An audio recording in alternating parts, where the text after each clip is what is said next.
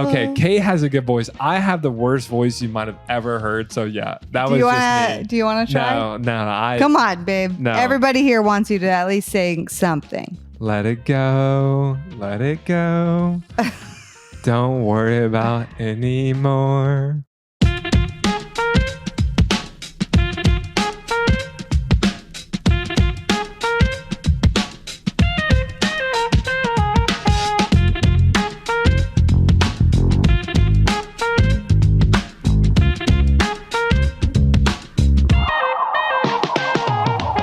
What's up, everybody? It's Kate. And your boy JJ. Let's and go. We are live with some of our friends here on Zoom. What's up, everybody?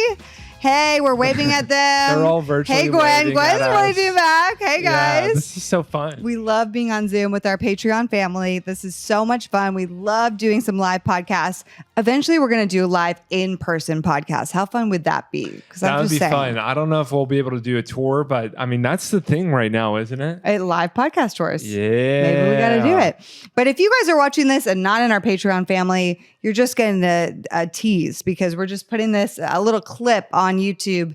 And if you want the real fun, you got to join our Patreon family, all of our fun people that we're looking at right now. But right now, this is what's going to happen tonight. JJ, are you ready? Yes, I am so ready. And so we have the chat going. Our challenge to them was if they can get us to break character and laugh. They're definitely going to make that to you because you're like squirrel. You're like literally the chat's going. JJ's like, what? I know. I love it. Immediately. There's already comments. I think they're baiting us. Like they're just dying. I know they really are. Fun. So fun fact, I did steal it from JP. We just filmed an episode. That's right. Number one. Very good. Yeah, we did. And I gave him my best intro to see. And man, he actually has a good voice. Like he can sing. JP. Friday Q&A. Got that Friday Q&A. Exactly. Yes. And dude, I cannot sing. And Kate and I, we have an agreement, like in school dating, that we're not allowed to sing anymore because our voices are so bad. I think we ruin people's day when we try to sing. Let it go. Let it go. Okay, Kate has a good voice. I have the worst voice you might have ever heard. So yeah, that was just me. Do you want to try? No. Come on, babe. No. Everybody here wants you to at least say something. Let it go. Let it go. Don't worry about anymore. That's not it, but that's not it. That was good job. That was good. Good try. Good try. I tried really, really hard. Okay, so shall we go into our Q&A? Yeah. Okay, Patreon family, are you guys ready for this Q&A? Don't forget, upvote your questions. Are you guys ready?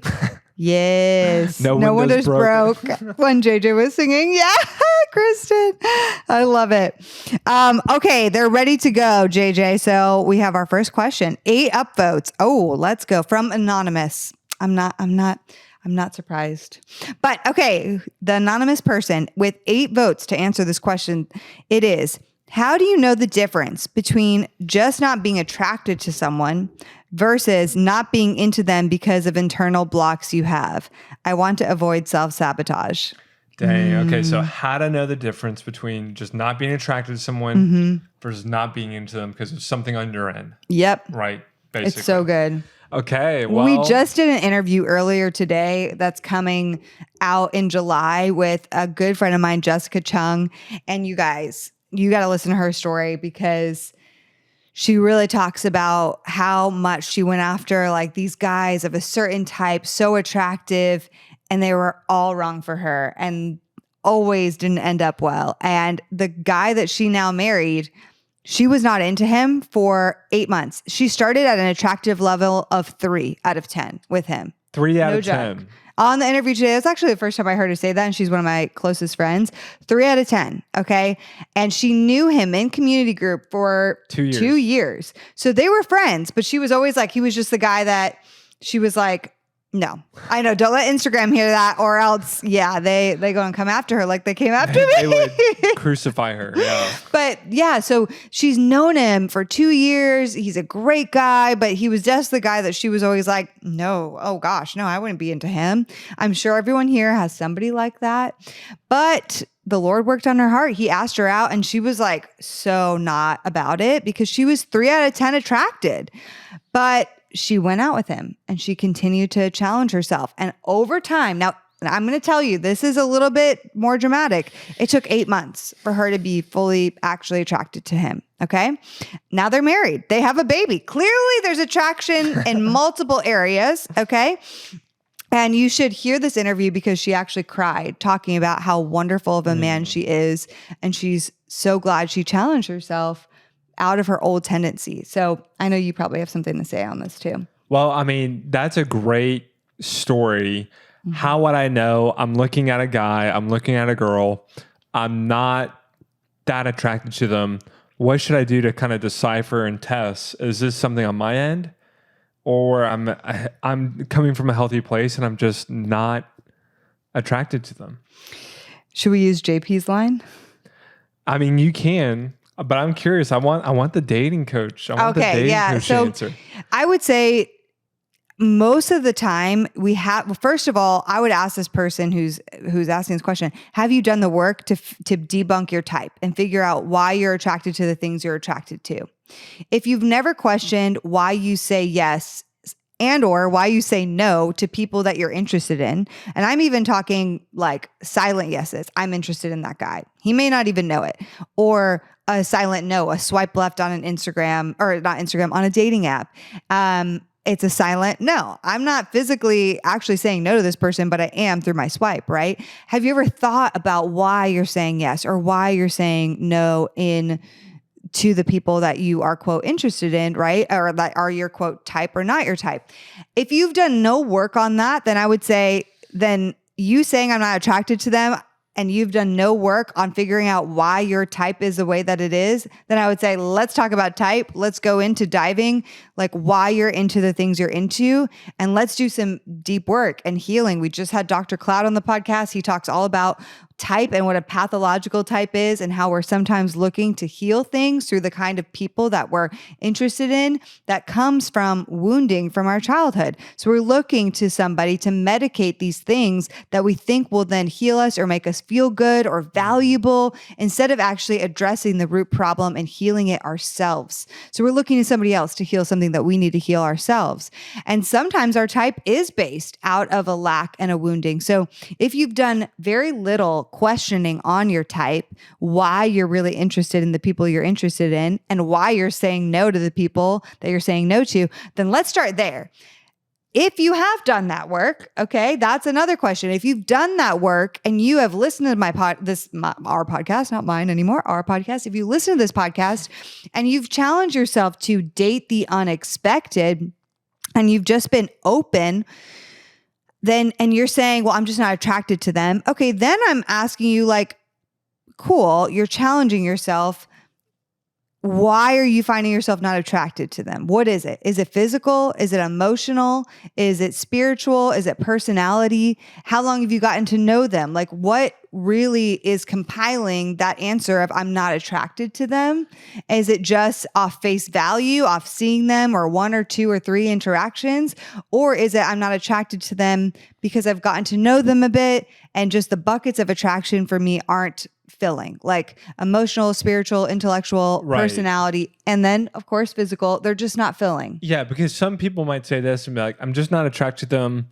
And I'm like, well, what are you not attracted to, or how well do you know them? They're like, well, I don't really know them, but I'm not really too attracted to how they look. Well, I'm like, wait, then you don't really know them. Yeah. Right? Like you're writing them off because physically, for whatever reason, you're saying I'm not attracted to them, which by the way, I would just, when it comes to physical attraction, you guys might have heard me say this before. My big thing is like, hey, ignore social media, pretend like you've never seen a magazine in your life, you've never watched a movie, there's no such thing as cell phones, and then go out into the real world, like your grocery store, right? Your gym, your neighborhood, like just talk to normal people within a 5-mile radius of your house and then say, am I actually attracted to this person or not? And there's a very good chance that the girl who you might not have been initially attracted to, you could actually say at the end of the day, yeah, I'm moderately attracted to them. Because honestly, all it takes is moderate attraction. And I after listening to so many pastors, so many sex therapists, and so many people I'm like, at the end of the day, I really think it's come down to this. If you're moderately attracted, that thing can grow. Like that can grow into an amazing marriage. All you need. So this was a Gen Z kid who said this the other day, and I just actually thought it was kind of funny. He said, are they dateable pretty? Are they dateable handsome? And I was like, it's kind of a funny way to say it. I don't know if I like it. I don't know. Yeah, I don't know. But I did. It. I thought it was an interesting way to say it. Modestly attracted. You can 100% work with that. I was here when he said that. Gen Z. Yeah.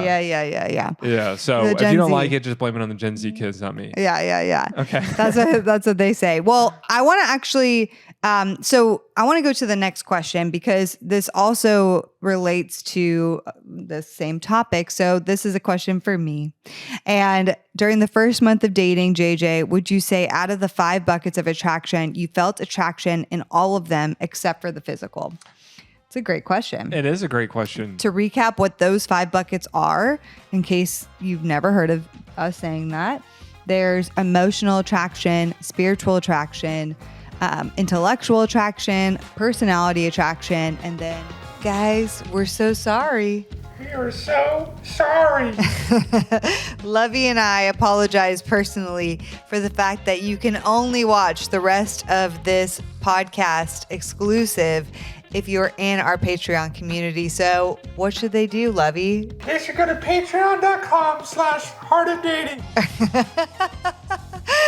Come and join us on Patreon. It's a great way to support this podcast. And yeah, then you can hear the rest of this episode. We'll put the link below for you. Love you. Have a great day. Bye, guys. The Heart of Dating podcast is created by Kate and JJ Tomlin. Shout out to our epic audio and video editor, Scott Caro. We have an amazing Heart of Dating team who helps bring this show to you each week.